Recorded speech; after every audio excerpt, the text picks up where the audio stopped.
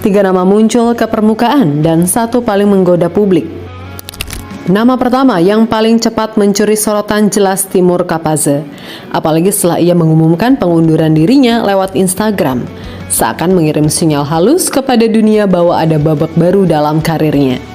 Dalam wawancara eksklusif dengan Gazeta Uzbekistan, Capaze sendiri sebenarnya sudah cukup memberi petunjuk. Ia mengaku ada ketertarikan dari Indonesia, dan ia menyebut diskusi sedang berjalan.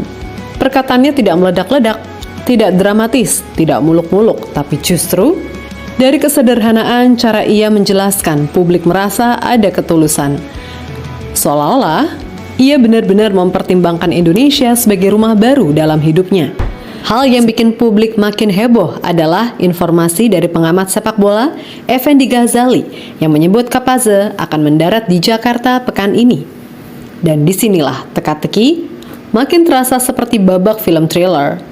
Karena kedatangannya disebut-sebut sebagai liburan, namun di saat yang sama ia mengakui beberapa pihak di Indonesia sudah menjalin komunikasi dengannya. Bahkan sebelum kabar ini meledak di media.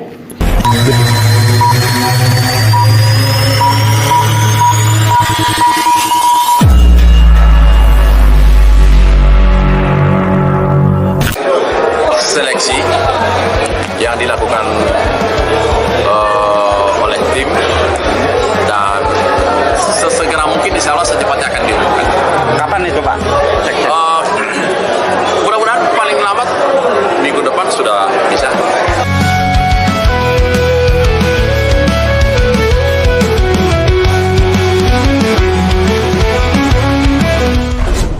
Sepanjang matchday November yang baru saja berakhir, Timnas Indonesia Senior masih terus berjalan tanpa sosok pelatih kepala. Sebuah situasi yang sebenarnya cukup janggal, mengingat kalender sepak bola sudah makin padat dan kebutuhan akan arah taktik semakin mendesak. Namun, lebih menariknya lagi, kondisi ini terjadi justru ketika kita mulai memasuki periode Natal, momen yang cukup sakral bagi PSSI, terutama bagi Erick Thohir yang punya sejarah dan kenangan tersendiri pada bulan tersebut. Di tengah atmosfer yang penuh simbol itu, PSSI akhirnya memberi bocoran penting. Pengumuman pelatih kepala Timnas Indonesia tinggal menunggu setidaknya minggu depan. Dan di saat kabar itu berhembus, muncul sebuah hal yang membuat suasana jadi semakin penuh tanda tanya. PSSI, entah ini kebetulan atau memang sudah diskenariokan, Timur Capaze justru dijadwalkan datang ke Indonesia di waktu yang hampir bersamaan. Lebih uniknya lagi, kedatangannya bukan sekedar mampir atau melakukan kunjungan singkat. Capaze disebut akan membawa rencana yang begitu totalitas, seolah ingin langsung menyatu dengan lingkungan sepak bola Indonesia sejak langkah pertama yang ia pijakan. Semuanya seperti sedang bergerak menuju satu momen besar. Lantas, apakah benar Timur Capaze jadi pelatih Timnas? Bagaimana bocoran dari media asing dan apa totalitas dari seorang Capaze? Let's go, kita bahas satu persatu.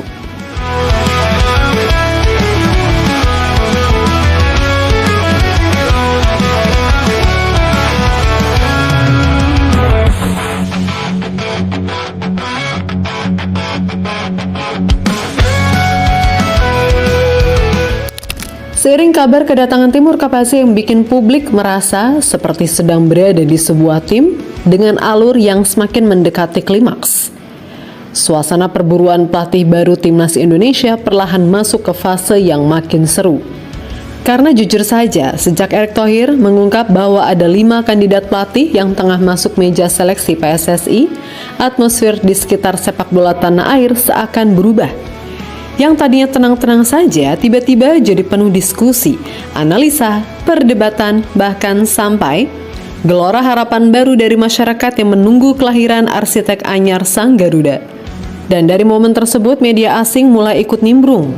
Pelan-pelan satu demi satu nama yang tadinya hanya beredar dari bisik-bisik saja mulai bocor.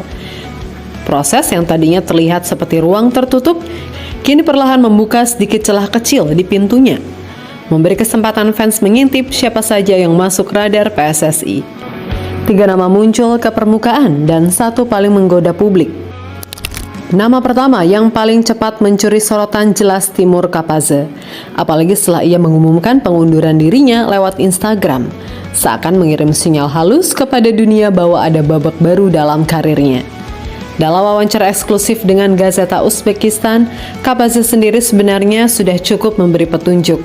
Ia mengaku ada ketertarikan dari Indonesia, dan ia menyebut diskusi sedang berjalan. Perkataannya tidak meledak-ledak, tidak dramatis, tidak muluk-muluk, tapi justru dari kesederhanaan cara ia menjelaskan, publik merasa ada ketulusan. Seolah-olah ia benar-benar mempertimbangkan Indonesia sebagai rumah baru dalam hidupnya. Sementara itu, kandidat kedua yang sempat bikin heboh adalah Heimir Hallgrímsson, pelatih asal Islandia yang kini menangani timnas Irlandia. Rekam jejaknya jelas elit. Hasil bimbingannya, bahkan Irlandia berhasil mengalahkan Portugal dan Hungaria, serta melaju sebagai runner-up kualifikasi Piala Dunia. Namun justru karena prestasi itu, peluang Hallgrímsson terasa makin menjauh. Ketika Irlandia masih berjuang di fase gugur menuju Piala Dunia, sangat sulit rasanya membayangkan ia meninggalkan misi tersebut di tengah jalan. Dan nama ketiga adalah Jesus Casas, sosok pelatih Spanyol yang sempat mengangkat performa Irak. Media Irak bahkan terang-terangan menyebut nama Casas masuk daftar 5 kandidat PSSI. Yang menarik, ketiga nama tersebut punya satu kesamaan unik. Mereka semua pernah menghadapi Indonesia dan merasakan tingginya daya saing Garuda. Tapi di antara semuanya, sorotan tetap bertumpu pada satu figur.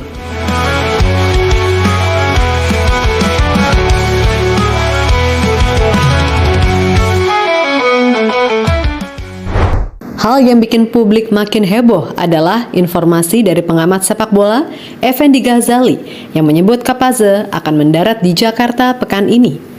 Dan disinilah teka-teki makin terasa seperti babak film thriller. Karena kedatangannya disebut-sebut sebagai liburan, namun di saat yang sama ia mengakui beberapa pihak di Indonesia sudah menjalin komunikasi dengannya. Bahkan sebelum kabar ini meledak di media, Effendi menjelaskan dengan detail lewat Instagram bahwa kedatangan Kapaze adalah untuk berlibur, menikmati waktu santai, dan mengunjungi beberapa tempat di Jakarta. Namun di balik kata liburan, publik merasa ada aroma lain yang menempel. Seperti ada misi pribadi yang disimpan rapat-rapat. Apalagi Kapaze disebut ingin sholat di Masjid Istiqlal dan makan siang santai bersama teman dekatnya. Agenda yang sangat personal, sangat hangat, dan justru memberikan kesan bahwa Kapaze ingin merasakan Indonesia dari sisi manusiawinya, alami, tanpa formalitas, tanpa protokol besar. Persahabatan Indonesia-Uzbekistan serta dukungan EJ Resource turut memfasilitasi kehadirannya. Harapannya sederhana namun besar, untuk mendorong sepak bola Indonesia berada sejajar dengan tim-tim Asia seperti Jepang dan Uzbekistan. Hal itu saja sudah cukup untuk membuat publik bertanya-tanya. Ini cuma liburan atau ada hal lain yang sedang dipersiapkan?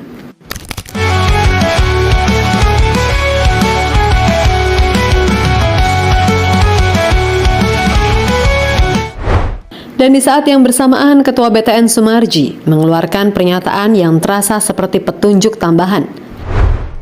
Saya kira sebenarnya semua pelatih atau semua orang yang statusnya pelatih yang ingin tahu atmosfer sepak bola di Indonesia itu baik. Berarti kan ada ketertarikan, ucap Pak Marji selaku Ketua BTN. Ucapan itu seperti bensin yang menyulut api antusiasme fans. Karena bagaimanapun kedatangan Kapaze terasa terlalu cepat, terlalu sinkron, dan menyatu dengan momentum yang sedang terjadi. Di tengah seluruh keramaian spekulasi ini, PSSI melalui Sekjen Yunus Nusi akhirnya menyampaikan kabar penting. Ia menyebut pengumuman pelatih baru Timnas Indonesia direncanakan dilakukan pekan depan. Dan kalimat itu seperti gong besar yang membuat atmosfer sepak bola kita tiba-tiba naik level. Karena ketika satu pihak sedang datang ke Jakarta, pihak lain sedang bersiap menyampaikan keputusan. Semuanya terasa seperti alur cerita yang bergerak ke titik pertemuan. Yunus Nusi mengibaratkan proses seleksi pelatih seperti dapur besar. Semua bahan sudah tersedia, proses sedang berjalan dan tinggal memilih siapa bintang utamanya. Ia menegaskan bahwa nama kandidat masih ditahan dan dirahasiakan karena proses finalisasi sedang masuk tahap krusial bersama Erick Thohir. Dan fans Garuda pun dibuat semakin penasaran, seperti menunggu meteor jatuh di langit malam.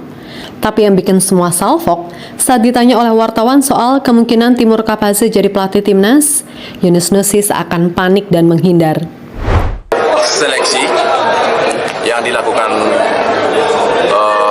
oleh tim dan sesegera mungkin insya Allah secepatnya akan diumumkan.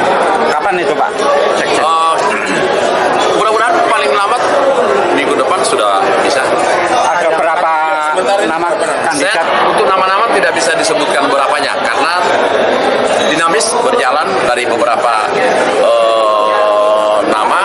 Ya mudah-mudahan secepatnya juga bisa diumumkan. Itu kapan sih yang sudah ramai terus? Kenapa? Kapan sih sudah ramai terus? Nanti untuk nama-nama akan diumumkan dalam. Sekarang mari masuk ke bagian yang banyak dibahas publik akhir-akhir ini. Jika Capaze benar-benar terpilih sebagai pelatih baru timnas Indonesia, ada satu hal menarik yang sangat mungkin kembali hidup, di mana tradisi pelatih kepala timnas yang juga menangani tim kelompok usia. Ini dulu pernah jadi ciri khas era Luis Milla, lanjut ke Shin Tae-yong, namun sempat padam di era Patrick. Tim U20 dan U23 akhirnya ditangani pelatih berbeda. Konektivitas taktik terlihat sedikit terbelah. Garis pengembangan pemain muda terasa kurang menyatu. Dengan hadirnya Capaze, peluang itu terbuka kembali. Mengapa? Karena Capaze sudah punya pengalaman panjang menangani tim kelompok usia di Uzbekistan. Dia pernah melatih U19, dia pernah memimpin U23. Ia bahkan terlibat dalam skuad untuk Olimpiade. Artinya Capaze sudah terbiasa membentuk pemain dari usia muda hingga masuk tim senior. Dan jika diterapkan ke timnas Indonesia, pondasi generasi Garuda bisa dibuat jauh lebih solid.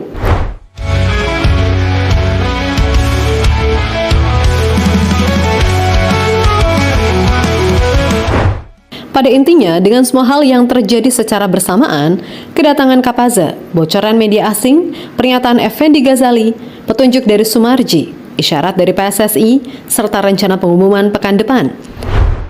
Semua ini terasa seperti puzzle yang perlahan mulai lengkap.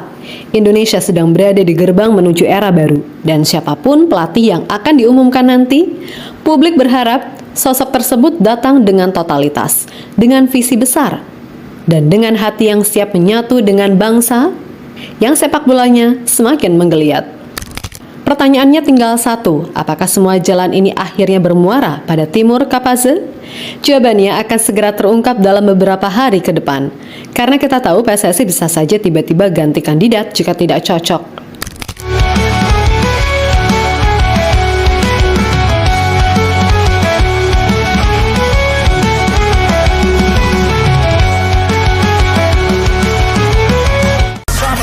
Itu dia cuplikan singkat videonya Sobat Garuda. Jangan lupa tinggalkan jejak di kolom komentar dan jangan lupa like, komen, dan subscribe dan share semua video ini apabila Anda menginginkannya. Kita jumpa lagi di video-video selanjutnya. Tetap semangat Garuda di dada. Bye-bye.